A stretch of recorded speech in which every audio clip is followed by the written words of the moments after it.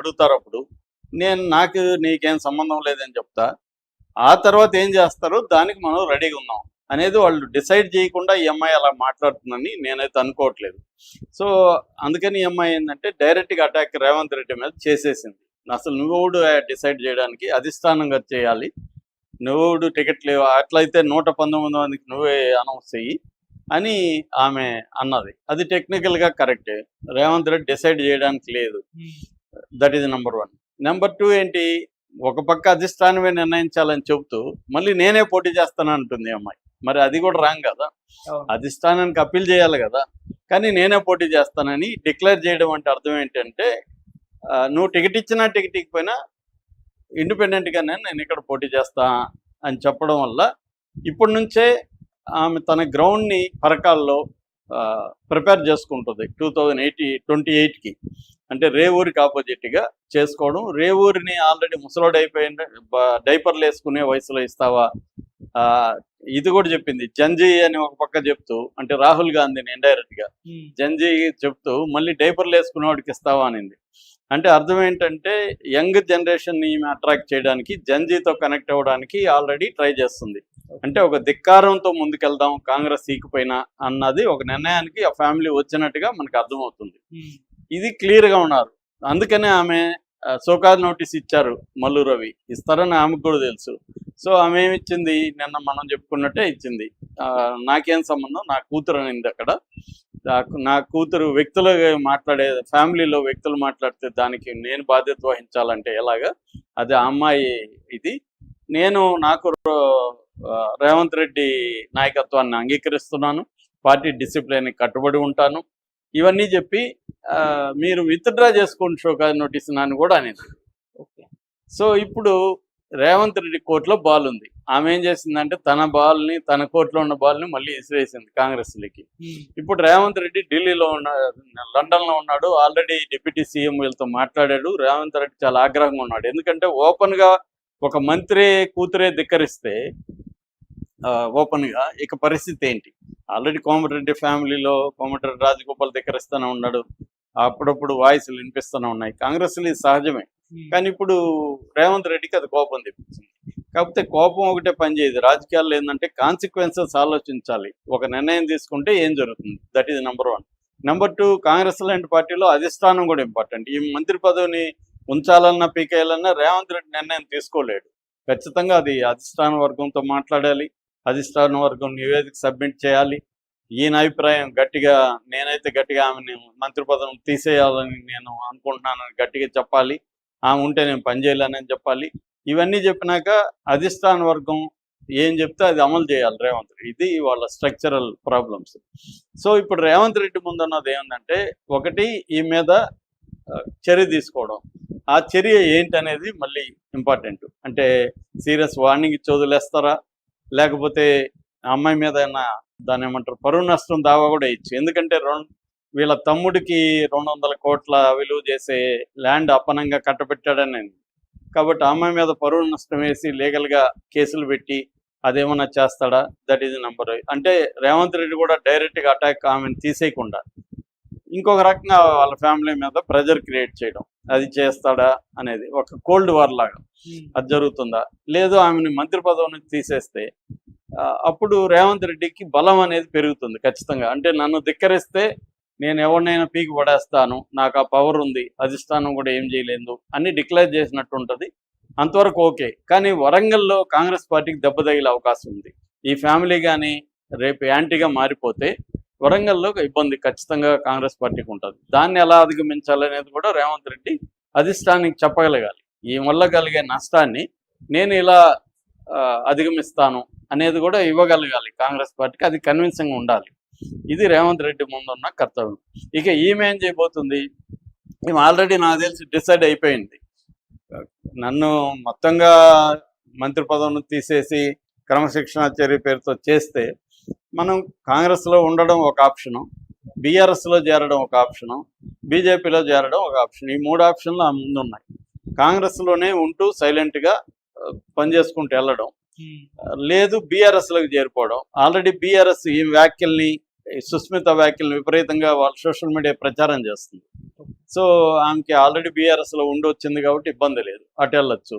అంటే కాకపోతే బీఆర్ఎస్ హామీలు ఇవ్వాలి, మళ్ళీ పరకాల్లో పాపకి టికెట్ ఇస్తామని, వీళ్ళకి ఇస్తాం, ఈమెకి ఇస్తామని, ఇవన్నీ హామీలు తీసుకొని ఇంపార్టెన్స్ ఇస్తామని చెప్పి చేయాలి. అది బీఆర్ఎస్ చేస్తుందా లేదా చూడాలి. That is number 1. నెంబర్ 2, బీజేపీలో ఆల్రెడీ కరుణసాగర్ ఈమె వ్యాఖ్యల్ని సపోర్ట్ చేస్తూ, ఈమె సాక్షాత్తు మీ మంత్రి కూతురే నువ్వు అక్రమాలకు పాల్పడ్డావు, ఒక డొల్ల కంపెనీకి 200 కోట్లు కట్టబెట్టారని ఆరోపిస్తుంది, అందుకని రేవంత్ రెడ్డి రిజైన్ చేయాలని ఆయన డిమాండ్ చేశాడు బీజేపీ ఆయన. సో బీజేపీ కూడా దీన్ని ఉపయోగించుకుంటుంది. సో బీజేపీ కూడా ఈ హామీలు ఇస్తే రేపు బీజేపీలోకి వెళ్ళొచ్చు. బీజేపీలోకి వెళ్తే అడ్వాంటేజ్ ఏంటంటే బీజేపీ కేంద్రంలో అధికారంలో ఉంది కాబట్టి ఈమెకి హెల్ప్ అయ్యే అవకాశం ఉంది. ఈమె ఒక వరంగల్లో కుటుంబం, రాజకీయ కుటుంబం బీజేపీలో చేరితే బీజేపీకి కూడా స్ట్రెంగ్త్ పెరుగుతుంది అక్కడ. కాబట్టి ఆ మేరకు ఈమెకి ఏమైనా హామీలు ఇచ్చి పదవులు ఇస్తే ఆమె అటు జంప్ అయ్యే అవకాశం ఉంది. సో ఈ 3 ఆప్షన్లు ఆమె దగ్గర ఉన్నాయి. మరి ఆమె ఏం నిర్ణయం తీసుకుంటుంది, రేవంత్ రెడ్డి ఏం నిర్ణయం తీసుకుంటాడు అనేది మనం చూడాలి. మామూలుగా నిన్న నేను చెప్తూ ఎగ్జాక్ట్గా ఆమె ఏం చేయబోతుందో చెప్పాను. ఆమె నాకు సంబంధం లేదు, నా కూతురు వ్యాఖ్యలకి నాకు ఏం సంబంధం అంటుంది అన్నాను. అదే చెప్పింది ఆమె. యాక్చువల్గా ఏంటంటే రేవంత్ రెడ్డి గత కొంతకాలంగా అనేక ఇబ్బందులను ఎదుర్కొంటున్నాడు విత్ ఇన్ ద పార్టీ. అది కాంగ్రెస్ సంస్కృతిలో భాగం, అదేం పెద్ద విషయం కాదు. అయితే ఇక్కడ ఏమైందంటే నేపథ్యం బ్రీఫ్గా చెప్తాను. నిన్న విన్న వాళ్ళకి, రేవంత్ రెడ్డి ఆ మధ్య పరకాల వెళ్ళినప్పుడు రేవూరి ప్రకాష్ రెడ్డిని మళ్ళీ గెలిపించండి, 2028 ఎన్నికల్లో మళ్ళీ గెలిపించండి అని ప్రజలకి చెప్పాడు. అంటే అర్థం ఏంటి, మళ్ళీ ఆయనకే టికెట్ ఇస్తామని. అది వీళ్ళకి హర్ట్ అయ్యారు. ఎందుకంటే వీళ్ళ కొండా దంపతులు మురళి అండ్ సురేఖ ఇద్దరు కూడా కూతుర్ని రాజకీయాల్లోకి దింపి ఎమ్మెల్యేగా గెలిపించుకొని ఆమెను రాజకీయాల్లో వీళ్ళిద్దరు యాక్టివ్గా ఉన్నప్పుడే ఆమెని ఎస్టాబ్లిష్ చేయాలనేది వాళ్ళ కోరిక. మామూలుగా రాజకీయ ఫ్యామిలీస్లో ఇలాగే ఉంటుంది. అంటే పెద్దవాళ్ళు యాక్టివ్గా ఉన్నప్పుడే వాళ్ళ పిల్లల్ని ఎస్టాబ్లిష్ చేసేస్తే వాళ్ళు భవిష్యత్తు ఈజీగా ఉంటుంది. సో అది వాళ్ళ కోరిక. ఇప్పుడు వాళ్ళ కూతురుని కూడా చేయాలి, అందుకని అమెరికాలో ఎడ్యుకేషన్ అయిపోయినాక ఆమె రాజకీయాల్లో దించారు. సో ఇప్పుడు ఏంటంటే ముందు నుంచి కూడా కొండా దంపతులకు ఉన్న యూఎస్పి ఏంటంటే దూకుడుగా ఉండడం, ఒక రౌడీజం చేయడం, దూకుడుగా ఉండడం, అగ్రెసివ్గా ఉండడం అనేదే వాళ్ళకి ప్లస్ అయింది. దాన్నే వాళ్ళు నమ్ముకొని ముందుకెళ్తారు. మామూలుగా ఒక్కొక్క నాయకుడికి ఒక్కొక్క ప్రత్యేకత ఉంటుంది. వీళ్ళకి ఆ దూకుడుగా ఉన్న స్వభావం వల్లనే వాళ్ళకి ప్రజల్లో కూడా ఇది ఉంది. రెండోది, ప్రజలకు అందుబాటులో ఎలాగో సురేఖకి ఆ మంచి పేరు ఉంది, ప్రజలకు అందుబాటులో ఉంటారు, ప్రజల సమస్యలను పరిష్కరిస్తాను, అది కంపల్సరీ ఉండాలి, నెసరీ కండిషన్ అది. ఏ రాజకీయ నాయకుడికైనా ప్రజలకు అందుబాటులో లేకపోతే ప్రజలు నెక్స్ట్ టైం గెలిపించడం కష్టమవుతుంది. అది ఉంటుంది. ఆ ఫ్యామిలీలు ఎవరో ఒకరు కనీసం ప్రజలకి దగ్గరగా ఉండి చూసుకునే వాళ్ళు ఉంటారు. ఎందుకంటే నిత్యం అనేక సమస్యలతో ప్రజలు వస్తుంటారు కాబట్టి ముందు అసలు వాళ్ళని కలిస్తేనే సగం వాళ్ళకి సాటిస్ఫై అవుతారు. సో అలాగా అక్కడ వరంగల్ జిల్లాలో వీళ్ళ ఇంపార్టెంట్ రాజకీయ కుటుంబం. అయితే రేవంత్ రెడ్డి పని విధానంలో వీళ్ళకి ఇబ్బందులు ఉన్నాయి. మామూలుగా వీళ్ళు గతంలో కాంగ్రెస్లో ఉన్నారు, మళ్ళీ వైఎస్ఆర్సీపీలోకి వెళ్ళారు, మళ్ళీ బీఆర్ఎస్లోకి వెళ్ళారు, మళ్ళీ కాంగ్రెస్లోకి వచ్చారు. అంటే వాళ్ళకి ఒక చోట కంఫర్టబుల్గా లేని చోట జంప్ అవుతుంటారు. అలాగే వీళ్ళు కూడా అవుతున్నారు. సో ఈ నేపథ్యంలో ఇప్పుడు పరకాల నుంచి పోటీ చేయించాలి సుస్మిత అనేది ఈ కుటుంబం అనుకుంటుంది.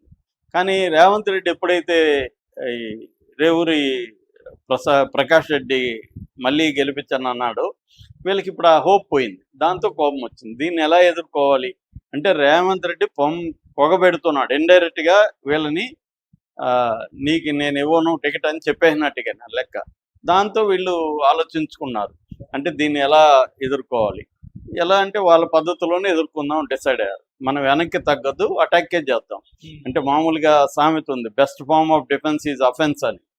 అంటే మనం ఆత్మరక్షణగా చేసుకోకుండా శత్రువు మీద అటాక్ చేయకపోతే శత్రువు మనల్ని అటాక్ చేస్తూనే ఉంటాడు. అదే రాజకీయాల్లో కూడా చాలామంది నేతలు ఇదే రూల్ని పాటిస్తూ ఉంటారు, best form of defence is offence అని. వీళ్ళు కూడా అదే పాటించారు.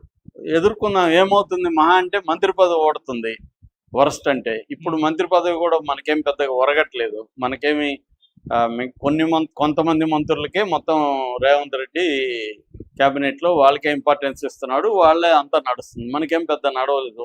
సో 9తో ఊడిపోయి ముక్కు ఉంటే ఏంటి లేకపోతే ఏంటి, మనకు కనీసం ఒక ధిక్కారం చేసిన ఇది ఉంటుంది, ప్రజల్లో ఇది ఉంటుంది అనేది వాళ్ళు నిర్ణయించుకున్నట్టుగా మనకు అర్థమవుతుంది. లేకపోతే ఇంత ధైర్యం చేయరు. ఎందుకంటే చెస్ గేమ్ లాగా రాజకీయాల్లో కూడా మనం ఒక స్టెప్ వేస్తే అవతలోడు ఏం స్టెప్ వేస్తాడు, దాని తర్వాత మనమే వేయాలి అంటే కాన్సిక్వెన్సెస్ ఆలోచించే వీళ్ళు చేసినట్టుగా మనకు అర్థమవుతుంది. సో ముందుగానే వాళ్ళు డిసైడ్ అయ్యారు, నువ్వు మాట్లాడు, ఒకవేళ వాళ్ళు నన్ను అడుగుతారు అప్పుడు నాకు నీకేం సంబంధం లేదని చెప్తా, ఆ తర్వాత ఏం చేస్తారో దానికి మనం రెడీగా ఉన్నాం అనేది వాళ్ళు డిసైడ్ చేయకుండా ఈ అమ్మాయి అలా మాట్లాడుతుందని నేనైతే అనుకోవట్లేదు. సో అందుకని ఈ అమ్మాయి ఏంటంటే డైరెక్ట్గా అటాక్ రేవంత్ రెడ్డి మీద చేసేసింది. అసలు నువ్వుడు డిసైడ్ చేయడానికి అధిష్టానంగా చేయాలి, నువ్వుడు టికెట్ లేవు, అట్లయితే 119 మందికి నువ్వే అనౌన్స్ చెయ్యి అని ఆమె అన్నది. అది టెక్నికల్గా కరెక్టే, రేవంత్ రెడ్డి డిసైడ్ చేయడానికి లేదు. That is number 1. నెంబర్ 2 ఏంటి, ఒక పక్క అధిష్టానమే నిర్ణయించాలని చెబుతూ మళ్ళీ నేనే పోటీ చేస్తాను అంటుంది అమ్మాయి. మరి అది కూడా రాంగ్ కదా, అధిష్టానానికి అప్పీల్ చేయాలి కదా.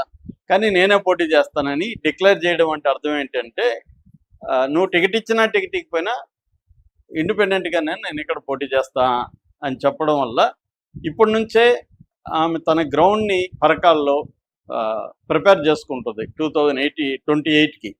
అంటే రేవూరికి ఆపోజిట్గా చేసుకోవడం. రేవూరిని ఆల్రెడీ ముసలోడు అయిపోయింది, డైపర్లు వేసుకునే వయసులో ఇస్తావా, ఇది కూడా చెప్పింది. జంజీ అని ఒక పక్క చెప్తూ, అంటే రాహుల్ గాంధీని ఇండైరెక్ట్గా జంజీ చెప్తూ మళ్ళీ డైపర్లు వేసుకునేవాడికి ఇస్తావా అనింది.